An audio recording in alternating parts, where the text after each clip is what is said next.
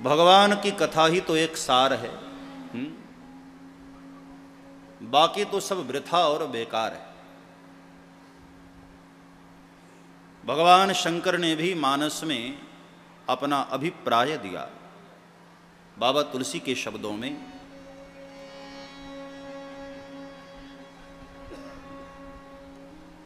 और भगवान वेदव्यास ने भी वेदांत में ब्रह्म सत्यम जगन मिथ्या इस सूत्र को प्रतिपादित किया। संसार में देखा जाए तो सार क्या है? ब्रह्म सत्यम। ये संसार में जो भी कुछ हमको दिखाई दे रहा है ये नश्वर है, एक दिन नष्ट होना है।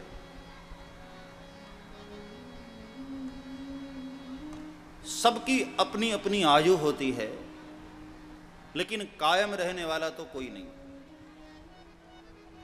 जो भी कुछ संसार में दिखाई दे रहा है, स्थावर हो जंगम हो, यद दृष्टम तद विनष्टम, जो भी दिखाई देता है सब एक न एक दिन विनष्ट होना है, नष्ट होना है। माटी का है पुतला एक दिन माटी में मिल जाएगा, चिता की आग में तेरा तन बदन मिट जाएगा। न बाप बेटे का होगा, न बेटा बाप का होगा, न मंदिर की मीना होगी, न मस्जिद का पता होगा, रहेगा नाम मालिक का, आखिर सब ही फना होगा। केवल मालिक का नाम रह जाना है, ब्रह्म सत्यम। बाबा तुलसी मानस में कहते हैं, उमा कहूँ मैं अनुभव अपना, सत हरि भजन जगत सब सपना। उमा कहूँ मैं अनुभव अपना, सत हरि भजन जगत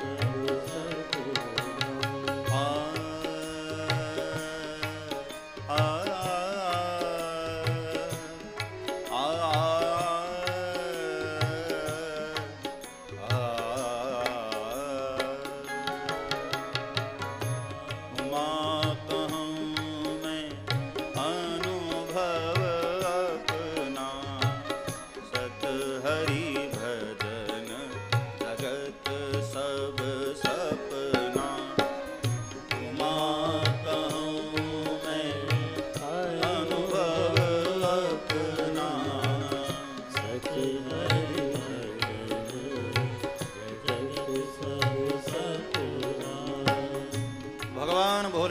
कहा कि हे उमा, सत हरि भजन, संसार में सत्य कुछ है तो है भगवान का भजन। इसलिए जितना हो सके भजन कर लो। हम लोग जितना हो सकता है भोजन करने में लगते हैं। खूब खा लो, खाओ पियो ऐश करो। जीवन का लक्ष्य ही हम लोगों ने बना लिया, खाओ पियो मस्त रहो। जीवन का लक्ष्य भोग नहीं है। अरे बड़े भाग्य मानुष तन पावा, मालिक ने बड़े भाग्य से तुम्हें मानव तन दिया है, भोग के लिए नहीं। भोग तो पशु भी कर लेता है। ऐसा नहीं कहा बड़े भाग्य गधा तन पावा। क्या अंतर है उसमें और तुम में? तुम भी खाते हो, वो भी खाता है। तुम्हारे भी बच्चे होते हैं, उसके भी बच्चे होते हैं। तुम भी सोते हो, वो भी सोता है। तो फिर किस लिए कहा बड़े भाग्य मानुष तन पावा? जब सारा कार्य हमारे जैसा पशु भी करता है तो हम श्रेष्ठ क्यों हैं? कभी सोचते हो? तुम घर मकान बना लेते हो, बिजनेस व्यापार करते हो, पैसे कमा लेते हो इसलिए, लेकिन कभी सोचा है कि ये सारा कुछ यहां रह जाता है? संसार में अरे ये देह भी यहीं छूट जाती है प्यारे, तो और क्या चीज साथ लेकर जाओगे?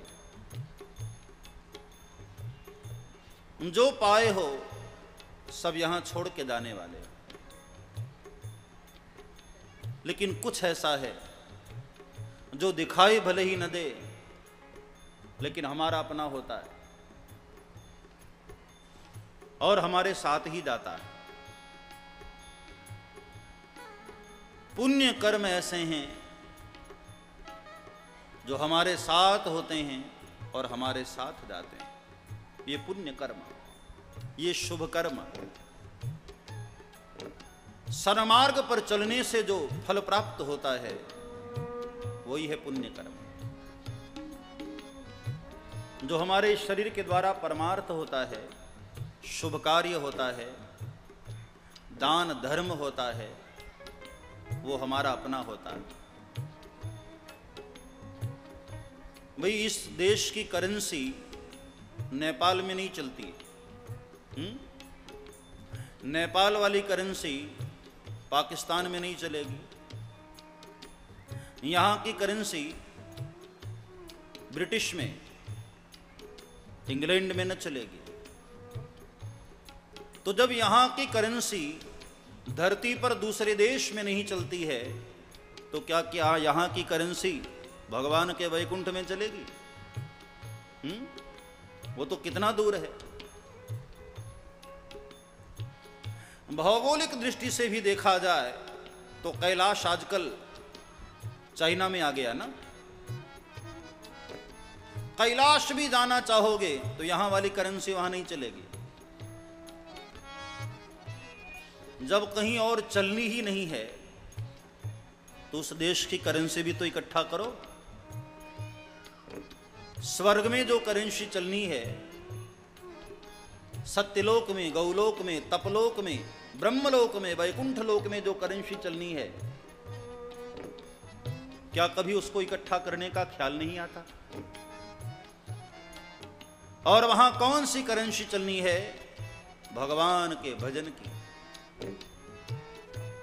उमा कहूं मैं अनुभव अपना, उमा कहूं मैं अनुभव अपना,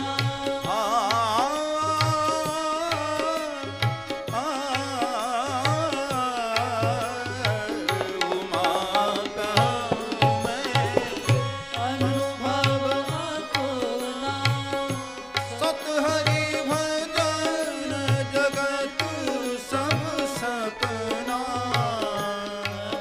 हरि भजन जगत सब सपना, सत हरि भजन जगत सब सपना। सत हरि भजन जगत सब सपना, उमा कहूं मैं अनुभव अपना, उमा कहूं मैं। अनुभव अपना।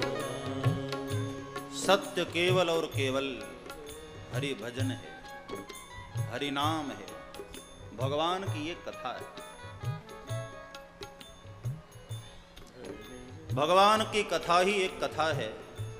रामायण में तो भगवान की कथा को नौका कहा गया। भवसागर पर बिठाकर, तुम्हें नाव पर बिठाकर भवसागर से पार कर देने वाली ये नौका है। भाई जब बढ़िया नाव हमारे पास है फिर भी डूब जाएं, इससे बड़ी मूर्खता और क्या होगी? ये बढ़िया सुंदर नौका है और हम लोगों के लिए बढ़िया मौका है। मानव तन मिला है, ये मौका है। और भगवान की कथा यहां बहती हुई आई है ये मौका है। तो हमारे पास नौका भी है और 7 दिनों का मौका भी है। इस मौके का लाभ न ले पाएं तो ये दुर्भाग्य नहीं तो और क्या है।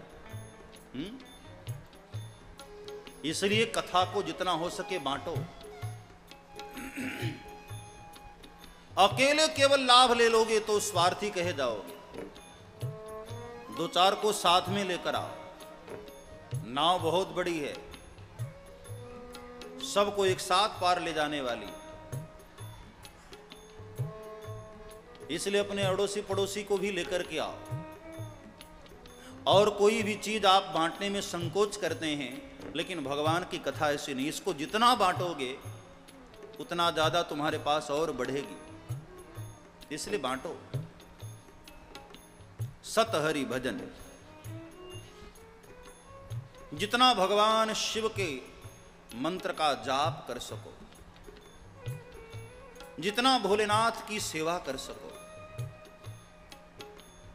देखो, संसार में सेवा करने योग्य जो भी प्राणी हैं उनकी सेवा करना ये शिव की सेवा है।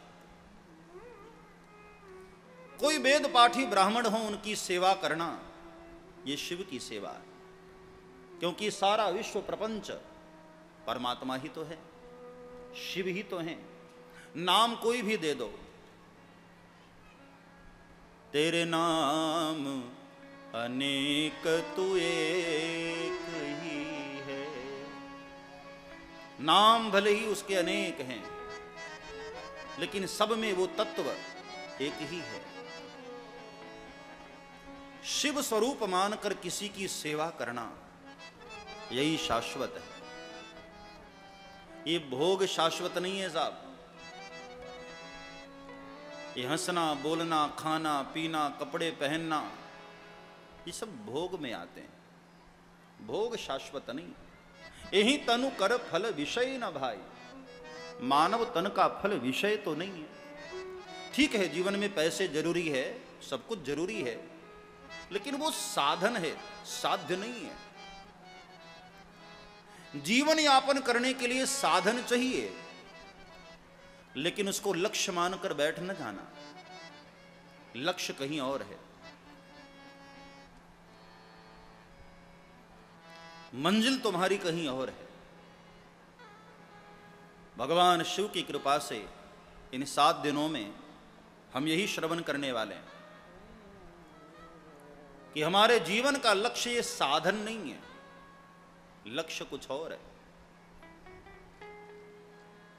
एक समय के बाद ये पैसे वैसे भी काम नहीं आते हैं। आप सोचो, हॉस्पिटल में कोई पड़ा हो, बीमार हो, डॉक्टर्स सारे उपाय करके थक जाएं और डॉक्टर्स भी हाथ खड़े कर दें कि भैया अब तो कुछ नहीं हो सकता, और करोड़ों रुपए तुम्हारे अकाउंट में पड़े और डॉक्टर ने हाथ खड़े कर दिए। अब बताओ, क्या वो पैसा काम आएगा? क्या वो बिल्डिंग काम आएगी? क्या वो सारे प्लॉट्स काम आते हैं? उस वक्त केवल और केवल आपका किया गया पुण्य ही आपके काम आता है, आपका धर्म कर्म काम आता है, पैसे वैसे काम नहीं आते हैं। सब्सक्राइब करें श्री चिन्मयानंद बापू जी के YouTube चैनल को और हमारे वीडियोस को सबसे पहले देखने के लिए बेल आइकॉन को दबाना न भूलें।